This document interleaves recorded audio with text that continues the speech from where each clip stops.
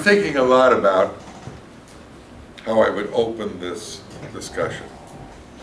And Lynn gave me an opening. When I graduated Jamaica High, and you may remember, your homeroom teacher called you up to the desk and said, sign this statement that you are loyal to the United States government. And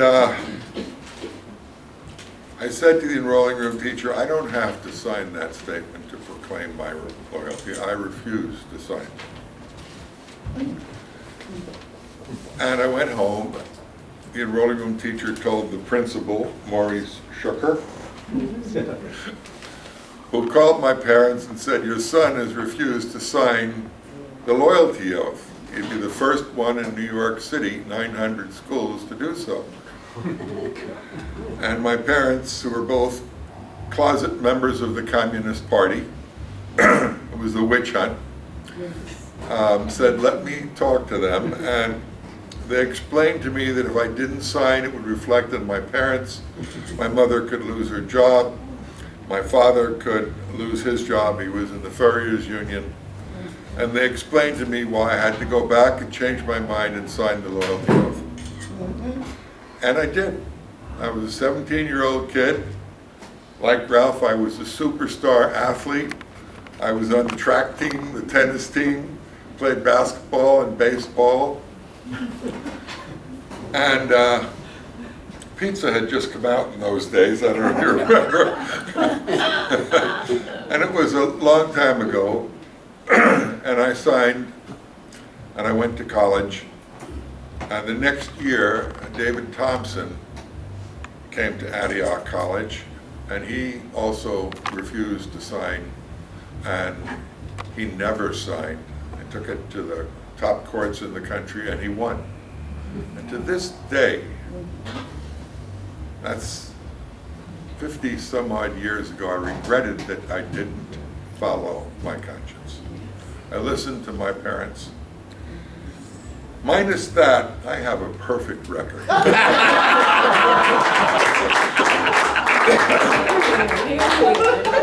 You know, it reminds me, my character, if I could explain it. We went on vacation one day and there was a 27-foot diving board and it said, dive at your own risk.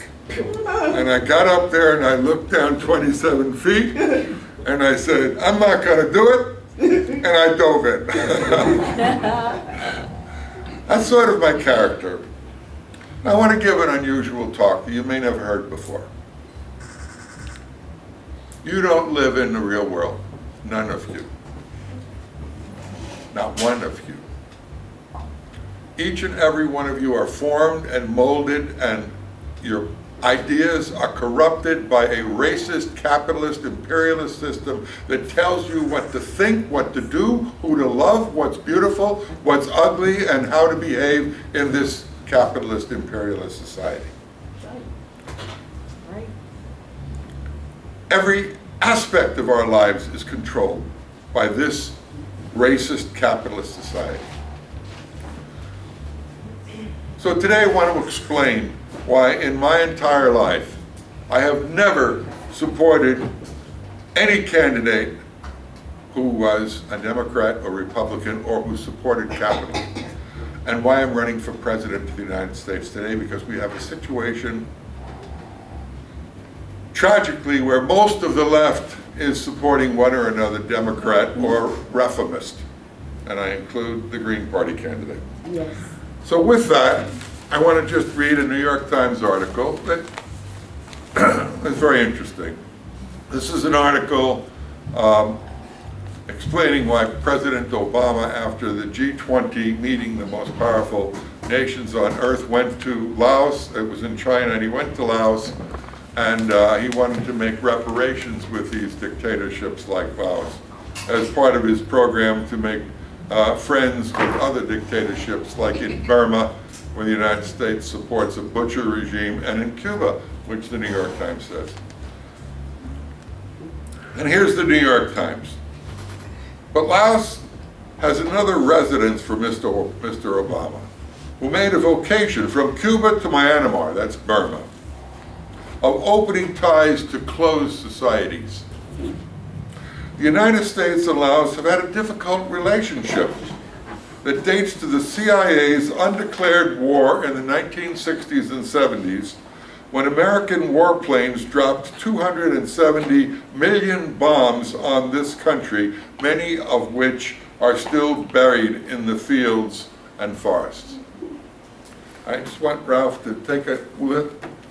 270 million bombs. And Cliff earlier today told me what the population of Laos was. It was 6.7 million. 6.7 million. So if you divide 6.7, 27 million, there was enough bombs to go around. 270 million bombs in an undeclared war. Exactly. According to the New York Times. All the news that's shit we print, I mean, that's fit to print. Now just think about that for a second. What does that do to your imagination? 270 million bombs in a country where we did a war run by the CIA? And did we not drop the same number of bombs on Cambodia, Thailand, and in Vietnam? We dropped more bombs on that country than the entire history of all human warfare combined, and killed 4 million people. That's why I don't support capitalism. And who ran that war?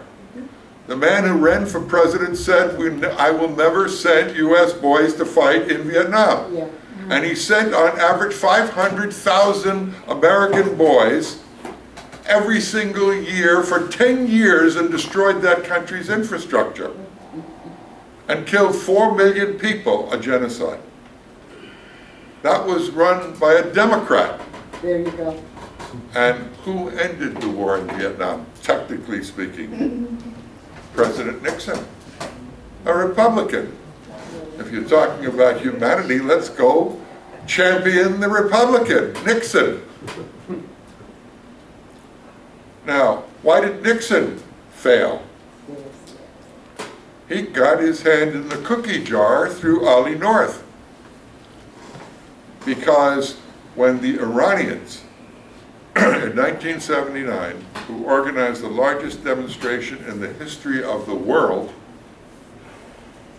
7 million people in Tehran, rose up to overthrow the Shah of Iran. If you ever asked anybody at the time, what's the one country where the people don't have a chance? Everybody would say Iran. 70,000 political prisoners, regular torture of the prisoners. The CIA trained the secret police, the largest in the world, next to the CIA, the SAVAK. Absolutely no democratic rights, and 7 million people threw the Shah out, who the United States installed in a coup in 1953, when they removed the Mossadegh government, which is democratically elected. So the Iranian people mobilized in a revolution whose end product we can discuss some other time. And what was the United States reaction? They went to their friend, their ally, who was touted in the White House. His name was Saddam Hussein. And they said, we need you to declare war for us on Iran. And he did. That war lasted 8 years. Funded by the United States government secretly, it killed 1 million Iranians and 800,000 Iraqis. That's capitalism for you. That's imperialism for you. That's just 2 million more, plus the 4 million in Vietnam. And now Saddam became the enemy. The guy who we financed. By the way, the United States kept both sides going in that war, and it only was exposed when Ali North got caught with his hand in the cookie jar, working with the Medellin cartel in Mexico and selling crack cocaine in the United States to raise money to defeat the Nicaraguan revolution by funding the Contras in Nicaragua. And our ally killed 80,000 in a month, Somoza.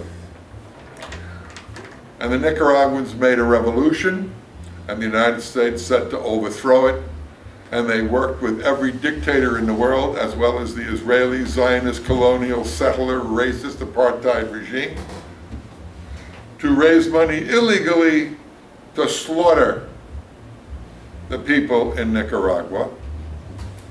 And one of the things they did to raise money is, while they were supporting Saddam in the Iran-Iraq war, they ended up selling, when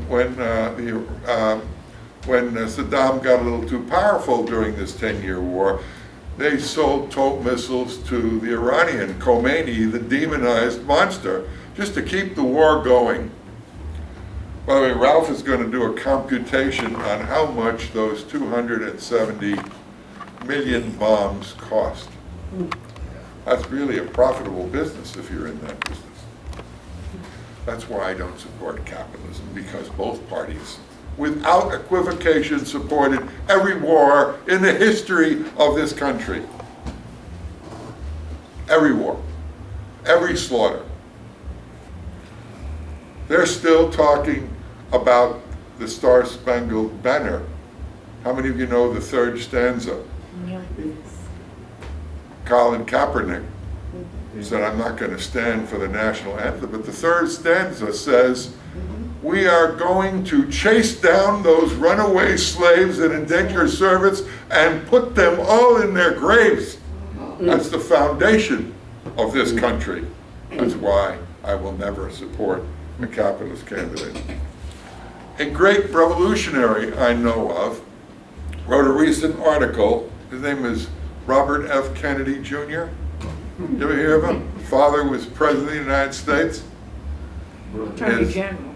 What? Attorney General of the United States, and his grandfather, Joseph Kennedy, had to be withdrawn as the U.S. ambassador to Britain because he was pro-Hitler and organized meetings with Hitler against the wishes of the Roosevelt administration, which was also pro-Hitler to start with. And he wrote a long article on imperialism today.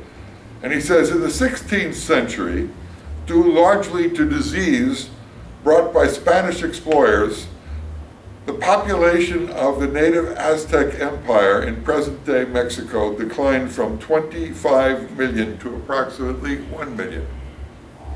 That's just 24 million people.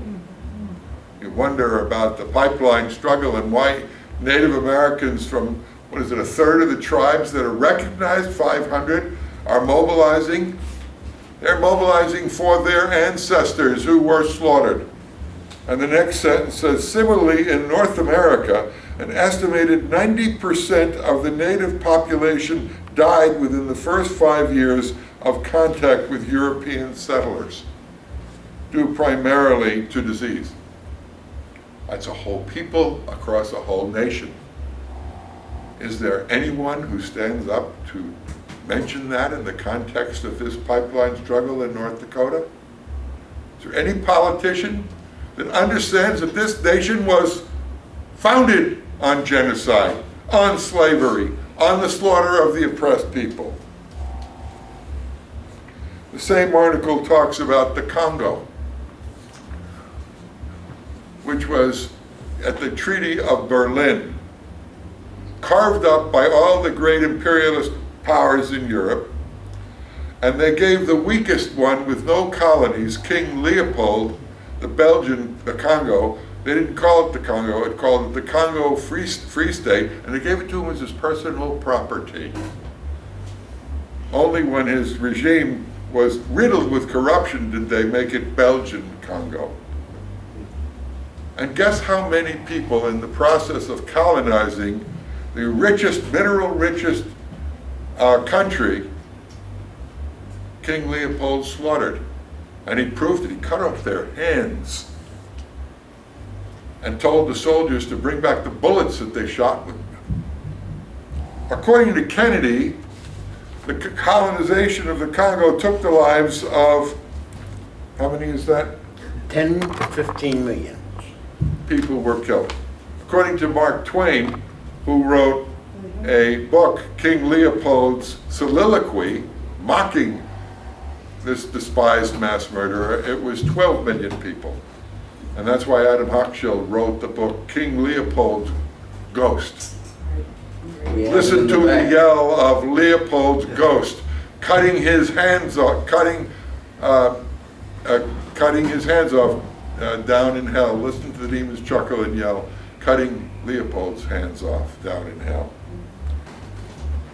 But Leopold not only slaughtered 12 million, he stole all the ivory and he stole the rubber. But guess who he gave the concession for the mineral rights to? J.P. Morgan and Rockefeller. That's why they banned that book.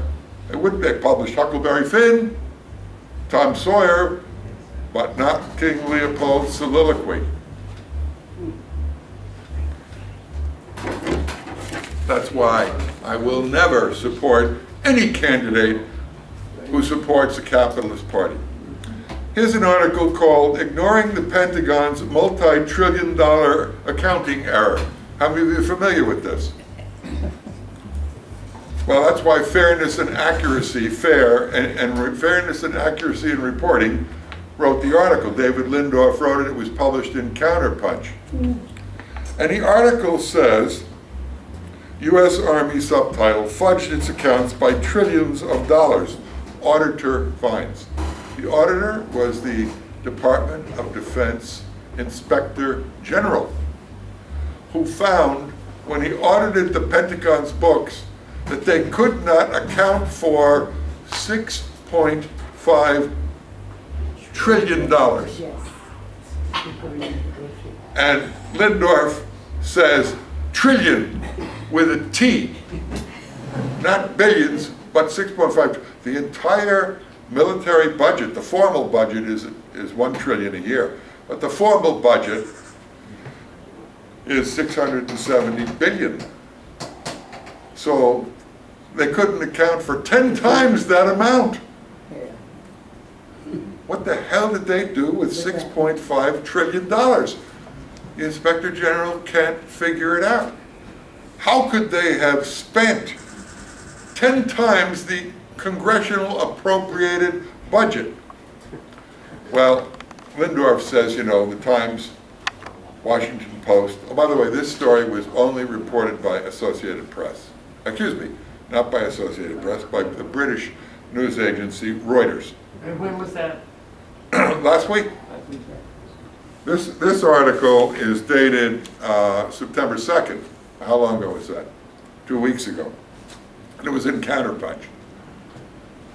So, and Lindorf is a guy who wrote a great book on Mumia Abu-Jamal. So, he's out of Philadelphia. So I want you to think about that.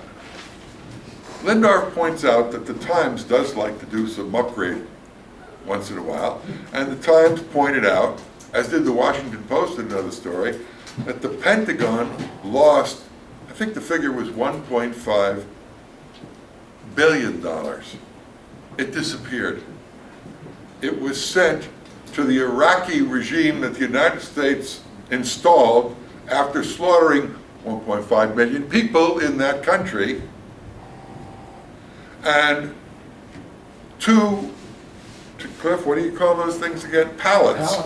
2 or 3 pallets, which were freshly minted, David Lindorf says, C notes. Who knows what a C note is? $100 bills. 2 or 3 of these pallets, you know what a pallet is? You know, were lost. And they ended up being found years later somewhere in Lebanon. And the rest went to the Iraqi dictatorship. Installed by the United States and overseen by the colonial master Paul Bremer. That's why I will never support a capitalist party, or anyone who supports a capitalist party who is running for president or any office anywhere at any time.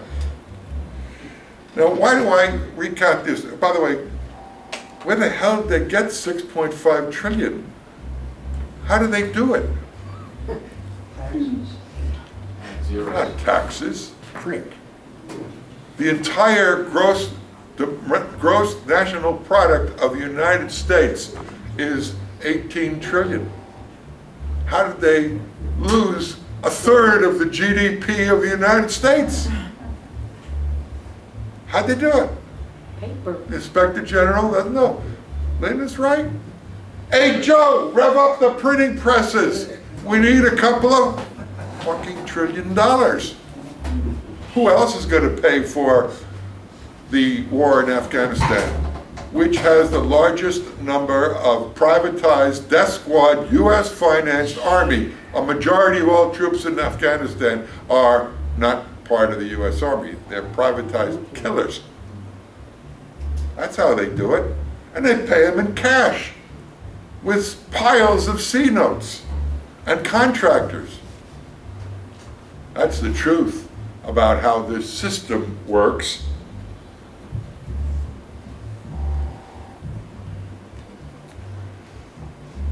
If you stop to ask, has any candidate ever mentioned any of this at any time in their entire lives? Has the New York Times ever mentioned it? They reported on a cheap steel job, 1.3 or 5 billion dollars, but they can't account for a figure that's 10 times the annual appropriation for the United States, which is 10 times greater than the entire world's military combined. It's six, and by the way, they just last month voted to give Israel another $37 billion over the next 10 years, which is 3.7 an average per year, whereas Israel used to get 3 billion a year.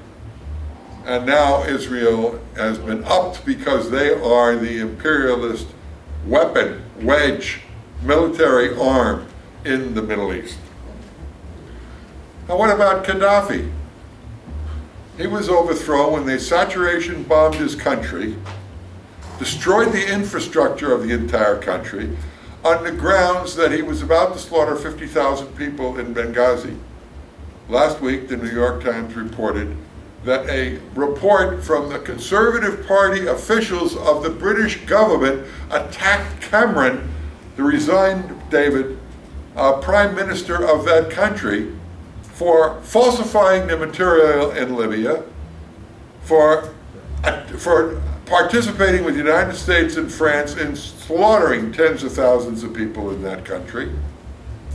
And they couldn't prove that there was a credible threat by Gaddafi to murder 50,000 people in Benghazi. He didn't murder anybody. Just like they spent billions of dollars slaughtering the people of Iraq because Hussein, who was our dictator in the previous war, had weapons of mass destruction which never materialized. President Obama said our mistake. Mistake, everybody's entitled to a mistake, for crying out loud. Our mistake in Libya is we didn't have a plan for the day after we slaughtered everybody in the country and destroyed we didn't have anything to do. So they had elections, snap elections. They set up a Libyan transitional council.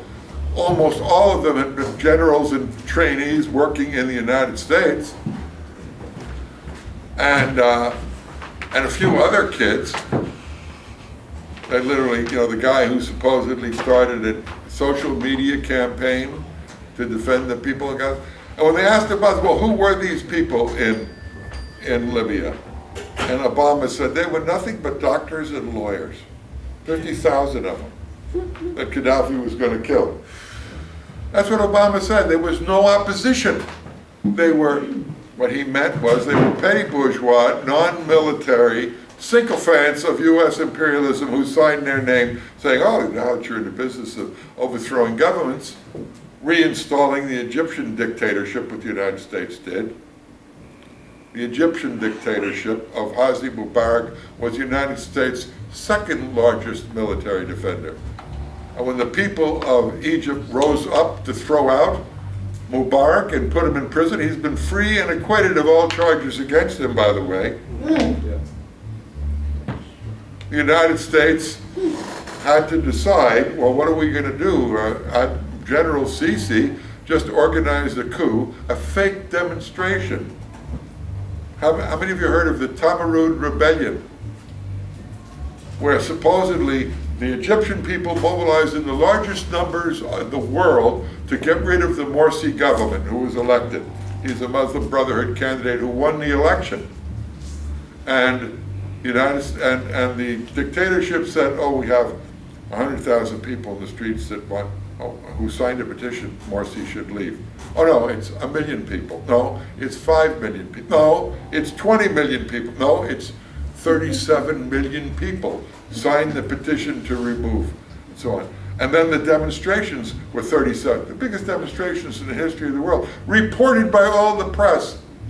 And when the British journalists from the London Times and others finally did, what do you call that, Skyview, aerial surveys of how many people that mobilized to get rid of the democratically elected government, they couldn't prove anything. But the left hyped it up. Some on the left were foolish enough to argue that this Tamarud Rebellion was the second Egyptian revolution. This US-backed, billionaire-backed, military dictatorship-backed mobilization, according to the London Times, with all the protests in the country together that they orchestrated, never had more than like 500,000 people, but they had it up to 37 million, 34 million, because they wanted to get rid of that government. They gave them 3 days to resign. Morsi didn't, and they slaughtered 12,000 people in a week, Muslims. And then they said by the way, the question was then, should the United States government recognize the government, the new dictatorship, the new military, the savior of the people? And they said, well, we have a technical problem, and that is the laws of the land say that you're not allowed, in the United States, we're a civilized nation after all, you're not allowed to recognize a dictatorship that comes to power by military coup. And that was a sort of a legal bind. So they called in an intelligent man. What was the Attorney General of the United States? Eric Holder.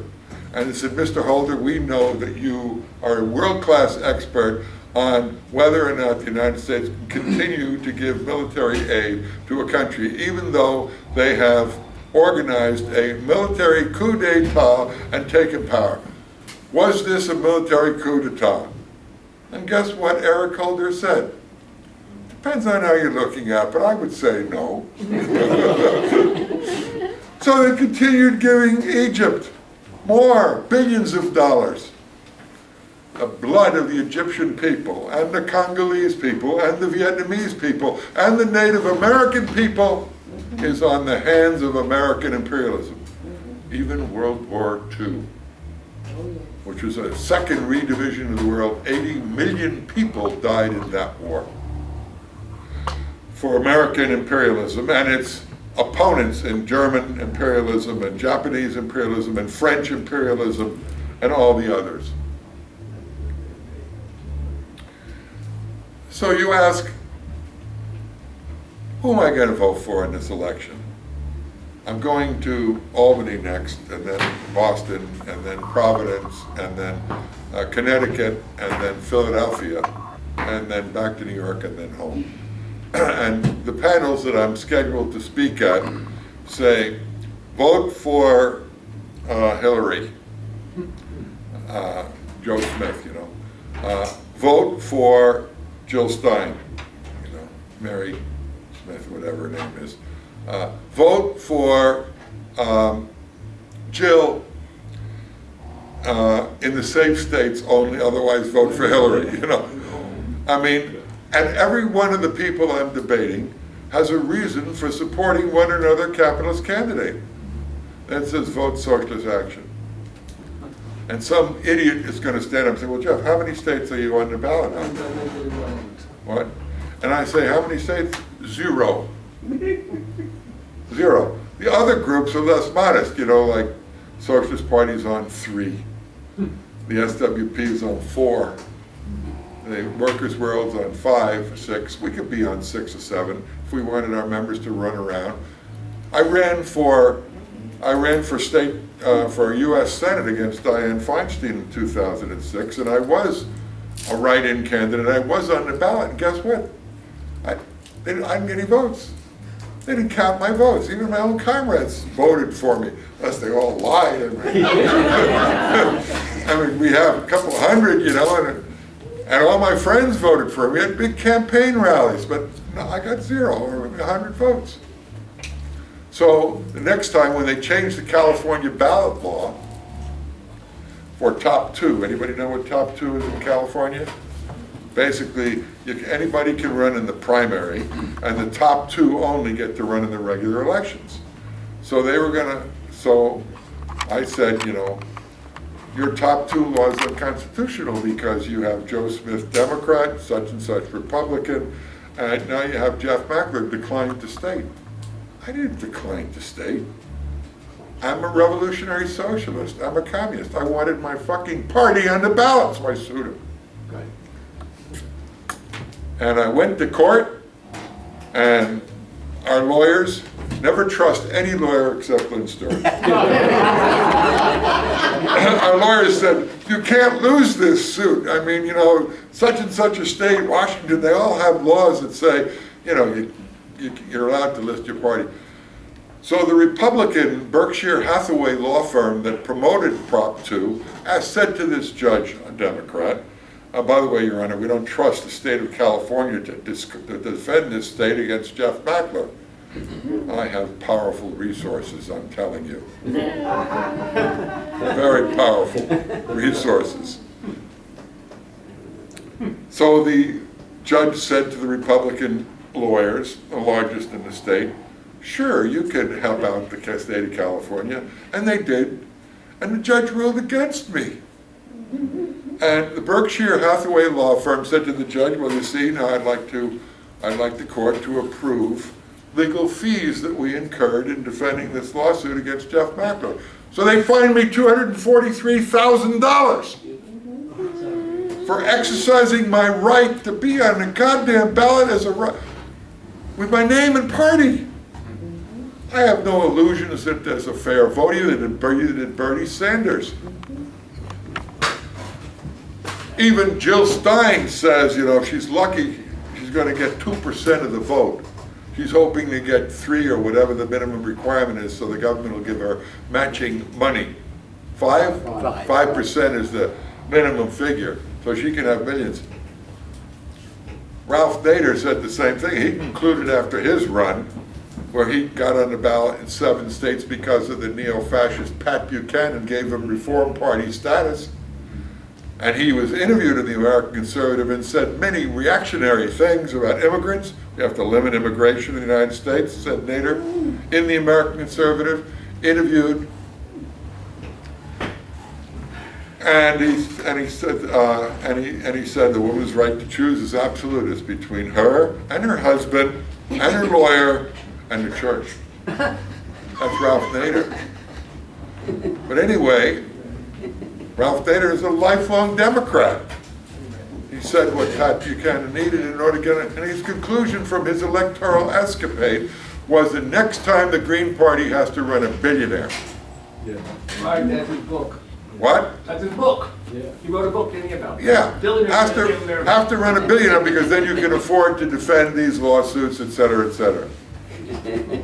So we're talking about an electoral system which is corrupt from the beginning.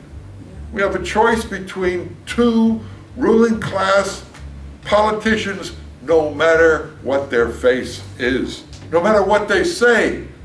I don't care if Hillary Clinton were running against Lenin in the Democratic Party primary, or Lenin and Trotsky were running for president in the Democratic Party. I wouldn't vote for them. That's the entire history of revolutionary politics. You abolish capitalism. You don't join the capitalist parties that aid in the slaughter of the workers in every country on earth. So I've given you these these figures, these numbers, to try to unnumb your consciousness. They lost $5 trillion. What the hell did they do with it? On taxes. They don't pay taxes. 80% of American corporations don't pay taxes because they had a loophole that was put in there by their attorneys in the tax code that allowed small businesses, and they used the small business law to include the largest corporations in America. That's what happened when the president or executive director, the head of Apple Computer was called before Congress. Do you know the story? And they said, Apple Computer employs 1 million Chinese. You have the largest profits of any corporation in America, and you don't pay taxes. They figured they'd get this guy. And the guy stood up before a congressional committee, and he said, and I don't intend to pay any taxes. That's the way the law is. Nobody else pays taxes in my position. Why don't I? So one stupid senator or congressperson said, well, what will it take for you to repatriate some of your profits in this country so we can tax them? What rate is satisfactory? And he said 0. Why should he pay when all the others don't? How many heard of Pfizer Corporation? You know the Pfizer thing? Largest, I used to work for Pfizer when I was a kid doing, research when I went to school. But anyway, Pfizer is one of the largest pharmaceutical giants in the country. And they decided to use American tax law to move their headquarters to Ireland and to fuse with an Irish company in order to avoid taxes. And it was such a scandal because their tax rate went from big to 0 that it was a huge scandal, so the government plugged the loophole, but not before 40 other corporations had used it with no penalty. 40 of huge corporations simply moved their headquarters. They offshored it. They go to the Cayman Islands. They don't even have to offshore it. The Times reported that the tax laws in Delaware allow them to do the same damn thing. Here's Donald Trump. What does this mean to you? Military leaders support Donald Trump to be the next commander-in-chief. And here's a list, and it says 88 retired generals and admirals, including 4 4-star and 14 3-star flag officers, have endorsed Donald Trump for president. That's a lot of generals. You know, Hillary Clinton responded to the New York Times. The New York Times said, why, Hillary, how many generals are supporting you for president? And Hillary is the article on it, whatever it is. Clinton and Trump taking turns at TV forum spar on foreign policy. Hillary says, why, Trump's generals are old. They're Vietnam people. My generals are modern, much more sophisticated in the ways of the world. This is why they call it a general. I want you to think about that. I want you to think about that. That's why he's going to win. Who are these 88 generals? Do they make policy in the United States? Do they decide who goes to war or not? Do they decide whether or not to destroy a whole people? Murder is for the bourgeoisie. And they are trained not to have a conscience, not to say a word. They carry out the bidding of the ruling class, no different than the President of the United States. They are not beholden to anyone other than the ruling class of the United States. Obama is trying to burnish his legacy as a peace candidate. He's running 7 wars today. 7. All of which Hillary supported and Trump supported. He's the greatest deporter in the history of the United States. 2 million to his credit. He's talking about immigration reform. He is the #1 fracker on the planet Earth. The United States is the largest fracking nation, and fracking, produces more methane gas than any other extraction fossil fuel method. And earthquakes. Yeah. And the methane is either 70 or 80 times worse than carbon dioxide as far as a fossil fuel greenhouse gas. Now just think about that. Here you have a guy who's saying he went to Paris, COP21. You know what COP21 was? All the nations got together for the Conference of Parties of the United Nations, the 21st meeting. The first 20 did nothing. This one did nothing again. While the world is literally burning, while the seas are polluted, while life on Earth itself is coming to an end. The best scientists say if we don't get rid of 80% of fossil fuels by 2030 and 100% by 2050, it's irreversible. My God, 2030 is just a few years away, isn't it? These insane maniac mass murderers are going to destroy the planet Earth. And they're building more pipelines and more pipelines. And Obama, a black man who is a civil rights community organizer, Not quite. who has presided over the most racist criminal justice system in history. And Hillary Clinton, she supported the AEDPA. You ever hear that? Anti-Terrorism and Effective Death Penalty Act. That's what they used to keep Mumia in prison. The AEDPA was put in by Clinton, who said it may be unconstitutional, but we'll see, and the Republicans who jointly signed on to it. And what it did, the reason they did it was because prior to the Anti-Terrorism and Effective Death Penalty Act, 40%, according to Lenny Weinglass, of all state court murder convictions which were appealed to the federal courts were reversed. That is, the racist state courts, in 40% of the cases that they calculated, they're probably a much higher percentage, convicted innocent people. And what were the reasons that they were reversed?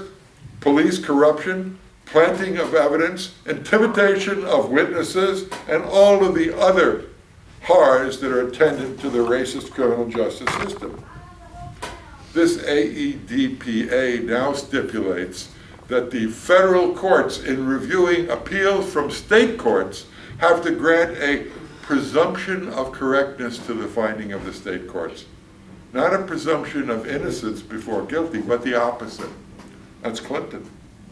And you know about the rest of the Clinton administration's legislation. But you see, I'm getting sucked in. I'm getting sucked into this debate that Hillary might be a little bit better than Trump, because Trump is nothing but a racist, misogynist, sexist, stupid, moron, bigot, war maker. Whereas Hillary is nothing but a racist, stupid, sexist, warmongering, bigot, misogynist, warmonger. And if you parallel the two, Trump said, my foreign policy solution to Syria, go in there, wipe out ISIS, steal the oil, and get out. Hillary's solution, I want you to carefully listen to the differences, establish a no-fly zone, go in there, steal the oil, and get out. And the truth is, the United States is responsible for ISIS. That's right. The United States created ISIS by saturation bombing Iraq.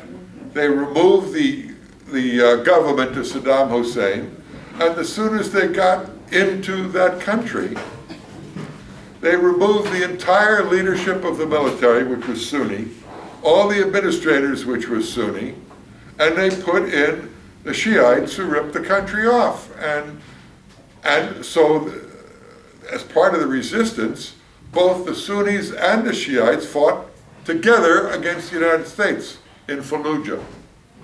Both sides, both religions fought against U.S. imperialist intervention.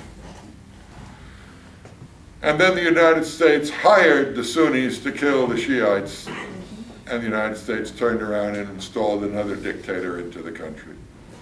And the outraged people who had their cities bombed by U.S. imperialism lost any illusions, not that they had any before, because they all know the record of imperialism in the Middle East.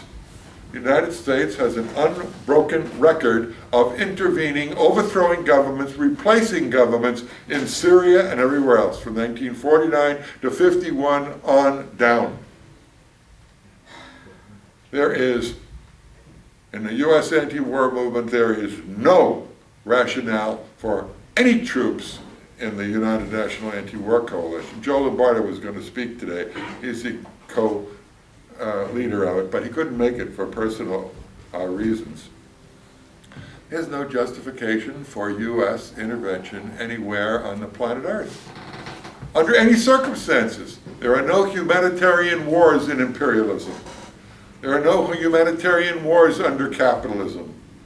This is a rapacious system that will destroy the planet Earth by any means necessary. And it will never be replaced by any lesser evil. God forbid one day they're going to run Hitler against Mussolini, and my liberal friends are going to say, well, you know, Mussolini did make the trains go better in Italy, and we just got to stop Hitler. You know, I argue with my friends, and now pretty much they all agree when I said Bernie Sanders. We wrote a pamphlet back there on Bernie Sanders was a sheep herder for the Democratic Party. 100% sheep herder, not 99. Why? Well, first, I mean, even the New York Times did a study, and they found that 57% of the registered Democrats in America prefer socialism over capitalism. And like 32% prefer capitalism. I think capitalism is more humane, but more humane is 57%. Black population, 55% of the entire black population thinks socialism is a more humane system than capitalism. Youth under 30, pretty much the same percentage, close to a majority of the youth. So they know that this system has lost credibility more than at any time in the modern era. Let's talk about a few other things I missed. I said that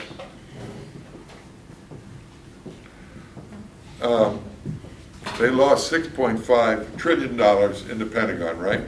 Guess how much money the United States government gave total, and this is 4 years ago, an old figure, to bail out the corporations after 2008 economic collapse. Raise your hand if you have any idea what the total bailouts to the largest corporations and banks in America was. $7 trillion. Yes. $32 trillion. Aye. And that was just 4 years ago. That's roughly double the GDP of the entire wealth of the country. That's what they had to do. And where did they get 32 trillion? You think they had, what do you think money is? Joe, run the printing presses and run off another 32 trillion and send it in pallets to the Bank of America, to AIG, to the largest insurance companies, to Fannie Mae, and so on and so forth? They usually say it's treasury notes, or they have some other technical thing. A treasury note is just a piece of paper that the government prints. So that's what they do to save capitalism. And where does the money come from? You know, in my day, way back when, I was a gold miner. I used to shovel in Canada, Pickle Crow gold mines. I used to shovel muck, and I got paid $1.17 an hour. And gold was, at that point, it was around 1960 or so, 1958, gold was $32 a troy ounce. You know what gold is today? It's like $1,350 a troy ounce. How did gold get so expensive? It's sort of a reflection of the American economy that went off the gold standard. Because after, I'm going to say a few theoretical things I hope don't lose you. But after World War II, the United States emerged preeminent imperialist power. That's because the United States government destroyed its enemies and allies alike. Russia lost 27 million people. in the war, more than the whole world combined, roughly speaking. The total death was 80 million people at the end of the war. Japan, Germany, France, England were destroyed. The United States had no competition, so we dominated every single world market. Every market. We controlled the price of anything. American banks ran, and when 20 years later, Europe and Japan, Germany rebuilt, they didn't use the 1890s blast furnaces that the United States uses in Pittsburgh, which is now a computer town, the Rust Bowl town was. They use state-of-the-art technology in Japan, the most modern technology in the world to produce steel and cars and everything else. And the United States could no longer effectively compete on world markets. So we had to go through, the U.S. capitalist class had to go through a process of renovating, modernizing the technology to compete on world markets. And the key element of that was not only the substitution of machines for people, but it was a massive attack on unions. It wasn't because, and it was run by Democrats and Republicans alike. They had to smash unions. At the height of the union movement, it was 36%. In 1954, when the AFL and CIO merged. Today, the unions are down to like 11, totally in the whole country. And in the private sector, it's closer to 5. And they're weaker and more pathetic than at any time in the modern era. When a right-wing teacher in California filed a lawsuit saying, I don't want to pay dues checkoff because it's a violation of my constitutional rights, that case was approved by the local courts. And it was only by chance that that right-wing Supreme Court justice, what's his name, the one who died, had a heart attack? Scalia died, that the court was divided 4-4, so they couldn't overturn the right to collect dues for every union, every public employee in the United States. And they did the same thing in Wisconsin. Their unions are devastated there because the laws are so reactionary. You have to literally, in Wisconsin, even if you sign a 3-year contract, you have to collect a majority of all people in the bargaining unit in order to retain your bargaining rights. I didn't say a majority of those who vote in a union election. I mean, if there are 1,000 teachers in the district, you have to get 501 to sign for the union. That doesn't exist anywhere. And most of the unions just given up on being unions.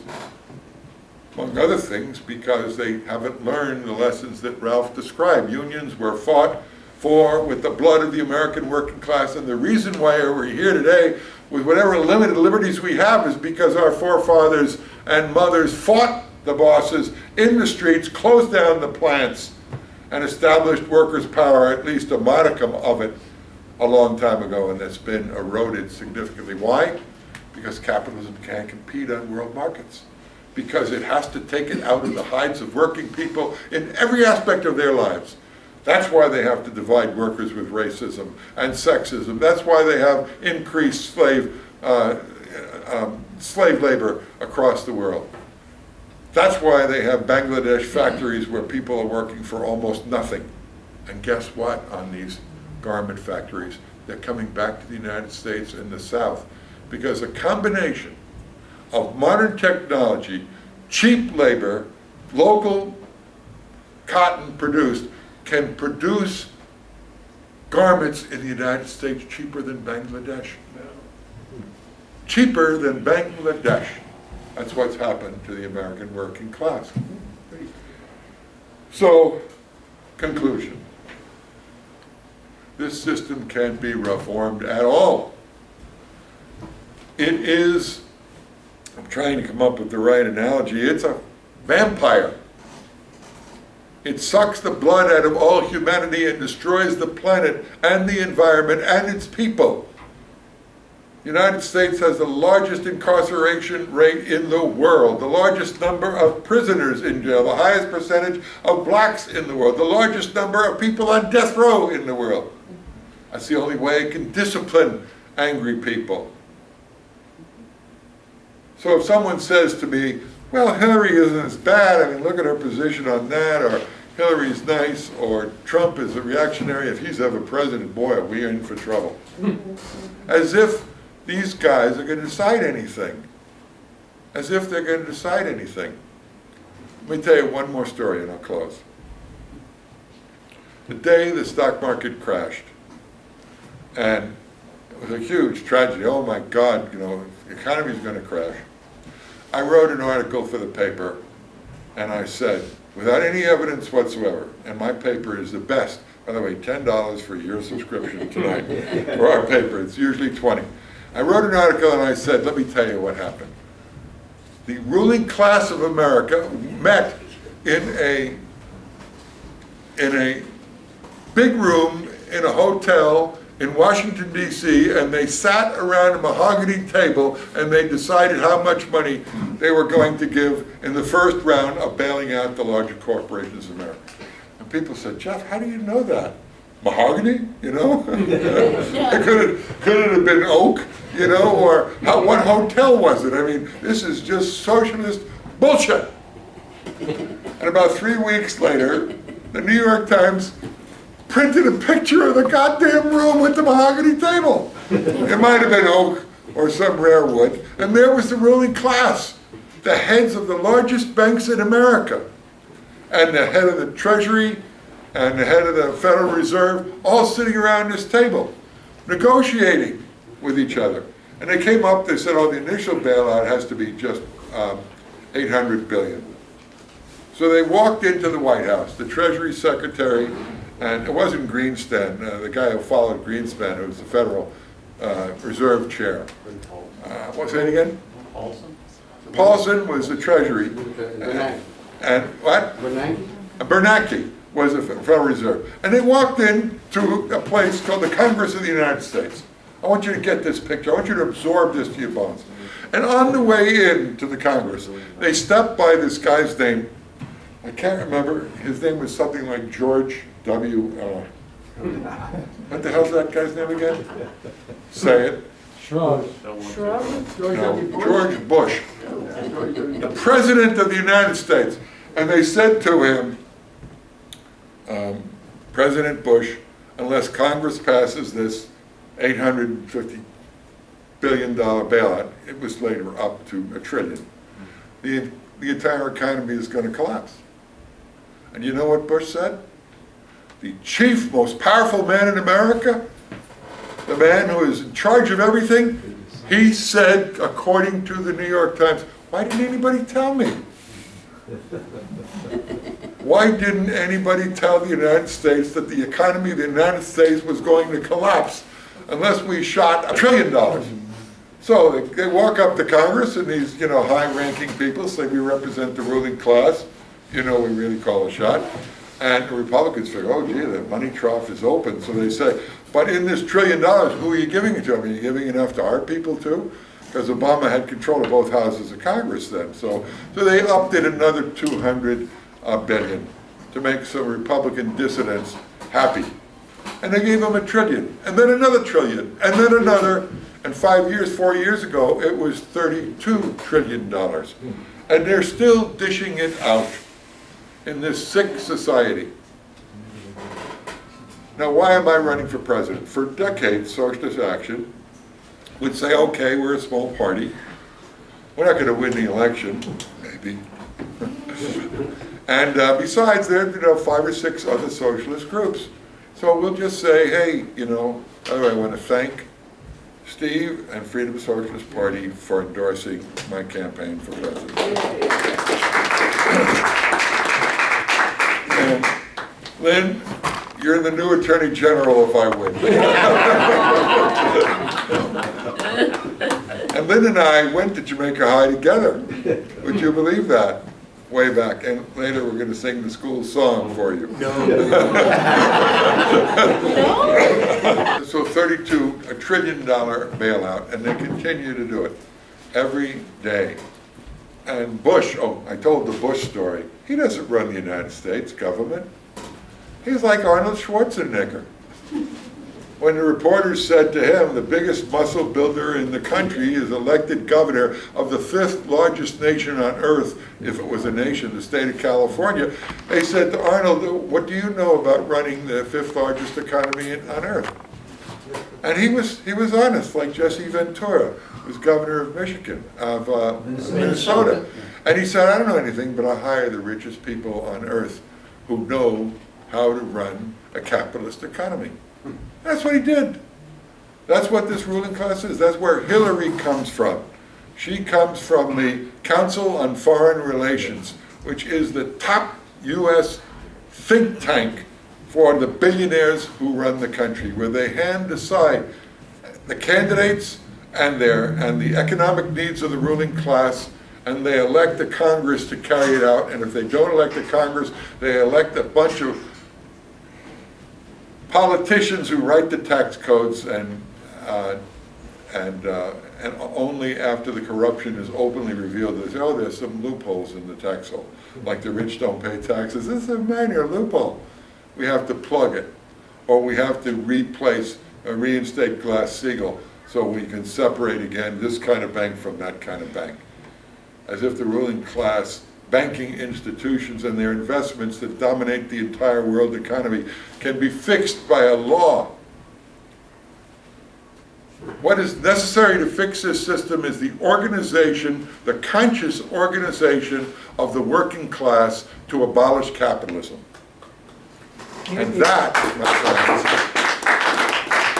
that is not the job of a pussycat party, of a green party, which supports the fundamentals of capitalism, even though the Green Party convention supposedly passed a paragraph saying we might be for socialism too. It's not the word. Jill Stein in California called for a vote for Bernie Sanders in the primary. Workers' World called for a vote for Bernie Sanders in the primary in New York. Socialist Alternative called for... PSL supported a vote for Bernie Sanders in the primary. Socialist Alternative campaigned for Bernie Sanders, God forbid, and said it was a political revolution. My entire talk is to dissuade you from the idea that capitalism can be reformed, that there are good capitalists. Now, I told you that Bernie Sanders was a sheep herder 100% because the ruling class knew the anger is deep. The interest in alternative ideas is deep, and they wanted a short circuit. And now, to close, for the 4th time, and only time, I want you to allow me just one little conspiracy theory. Just one. And that conspiracy theory is that Trump himself is a sheep herder for the Democratic Party. You ever think of that? Why not? I mean, you can't get them to support Hillary any other way based on her record. Everybody knows she's corrupt from A to Z. More sophisticated know that, you know, she comes from the ruling class Council on Foreign Relations. She's been complicit with every war. She is a warmonger, and on every policy, her policy is indistinguishable from the policies of the U.S. ruling class. But people hate her guts. And if they don't run an idiot like Trump, Hillary could lose. So they need someone there anytime, whatever Hillary says. They need someone to be 10 degrees worse to the right of Hillary, so it'll scare people into Hillary's camp. Now, I admit, I have no proof. That's still iffy, but isn't it an imaginative idea? I'm running for president to educate people. I'm running for president to build a revolutionary socialist party. A disciplined party that has in its entire history an accumulation of knowledge, the lessons of the victories and defeat of the working class worldwide. That's what a revolutionary party is. Revolutionary socialists are to changing society as scientific research is to understanding the nature of the universe, the biological universe, and so on. If you want to know, what a black hole is or a red dwarf or what is happening in outer space, you don't go to the guy in the street and say, hey, what is a black hole after all? I never knew that, You go to the institutions that are the repository of the greatest knowledge that humanity has achieved in the field of biology and science. You don't ask some person. And if you want to know what the history of the class struggle in every nation on earth and the lessons that workers can lose by the mistakes they made, you join a revolutionary party. A serious, democratic, disciplined revolutionary party that seeks to organize on a worldwide basis to mobilize the vast majority, the only way you can do it, to abolish capitalism and ring in the socialist revolution. Thank you.